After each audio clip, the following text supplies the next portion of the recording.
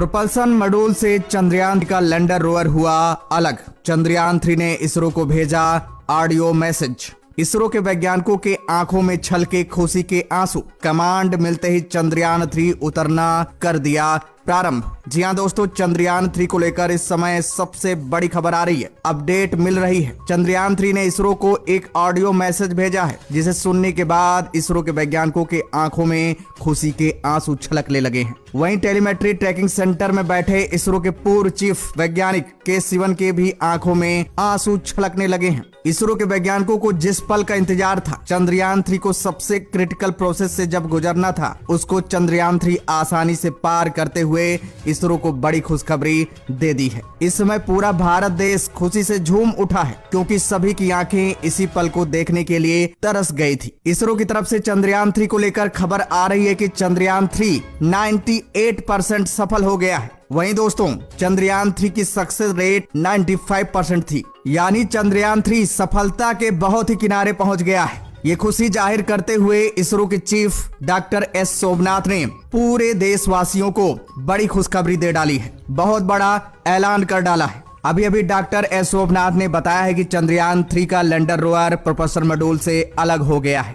Propulsion module से चंद्रयान 3 का lander rover अलग होकर खुले आसमान में चैन की सांस ली है। जी हाँ दोस्तों, आपको बता दें, अभी तक चंद्रयान 3 का लैंडर रोवर एक बॉक्स में बंद था, प्रोपल्सन मॉड्यूल के अंदर बंद था। प्रोपल्सन मॉड्यूल दोस्तों एक बॉक्स की तरह बनाया गया था, उसी में लैंडर और रोवर को रखा गया था। लैंडर रोवर को प्रोपल्सन मॉड्यूल में इसलिए रखा गया था ताकि स्पेस में लैंडर रोवर को कोई नुकसान न पहुंचे। उसके जो सारे इंजन हैं, जो सारे सेंसर हैं, वो पूरी तरह से सुरक्षित रहें। और वहीं प्रोपल्सन मॉड्यूल का काम था कि चंद्रयान 3 के लैंडर रोवर को ढकेलते हुए अंतरिक्ष में आगे बढ़ाते हुए उसे चंद्रयान 3 के मंजिल तक पहुंचाने का काम था प्रोपल्सन मॉड्यूल का। अब खबर आ रही है कि प्रोपल्सन मॉड्यूल से चंद्रयान 3 पूरी तरह से अलग हो गया है। अब चंद्रयान 3 के लैंडर में लगे AI टेक्नोलॉजी, यानी ह्यूमनॉइड रोबोटिक ब्रेन, जो चंद्रयान 3 के लैंडर में लगा हुआ है, उसी के अनुसार अब चंद्रयान 3 चांद के जमीन पर लैंड कर रहा है। अब प्रोपल्सन मॉड्यूल का काम खत्म हो गया है।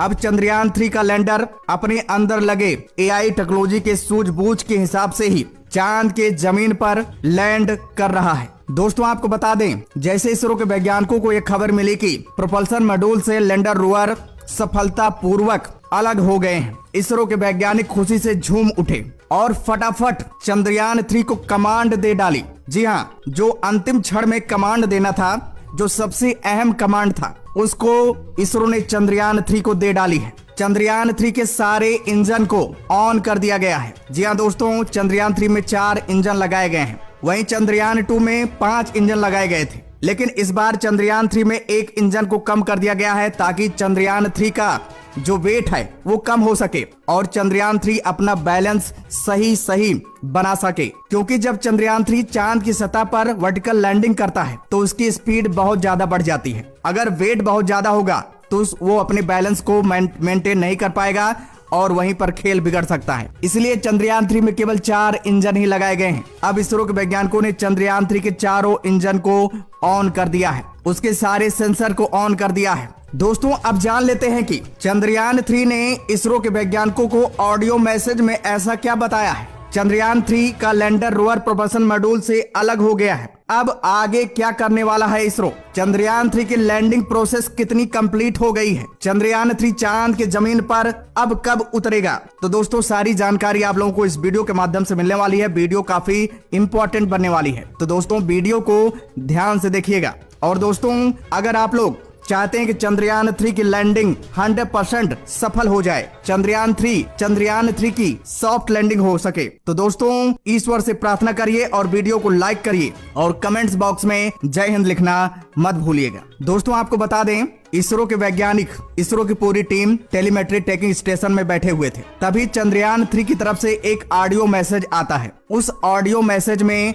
चंद्रयान 3 की तरफ से ये संदेश दिया गया था कि चंद्रयान 3 में लगे ह्यूमनॉइड रोबोटिक ब्रेन ने ऑडियो को रिकॉर्ड करके इसरो के वैज्ञानिकों को ये संदेश दिया था कि मैंने प्रोपल्सन मॉड्यूल से लैंडर और रोवर को अलग कर दिया है। अब मैं चांद की सतह पर लैंडिंग करने के लिए, सॉफ्ट लैंडिंग करने के लिए पूरी तरह से रेडी हूँ। जैसे ये मैसेज इसरो के वैज्ञानिकों को मिला, वैसे इसरो के वैज्ञानिक खुशी से झूम उठे, क्योंकि चंद्रयान 3 ने समय से पहले प्रोपल्सन मॉड्यूल से लैंडर और रोवर को अलग कर दिया है। आपको बता दें, प्रोपल्सन मॉड्यूल से लैंडर और रोवर को अलग करने में कम से कम 48 घंटे लगते हैं, लेकिन वहीं चंद्रयान 3 ने चमत्कार करते हुए 12 घंटे में ही अपना काम कर दिया है। ये खबर सुनते ही नासा के भी होश उड़ गए हैं, रूस के भी होश उड़ गए हैं, क्योंकि इन्होंने जो भी अपने स्पेसक्राफ्ट भेजे हैं, जो भी लैंडर भेजे हैं, वो प्रोपल्सन मॉड्यूल से अलग होने में 48 घंटे का समय लिए हैं, लेकिन वहीं चंद्रयान 3 ने 12 घंटे में ही प्रोपल्सन मॉड्यूल से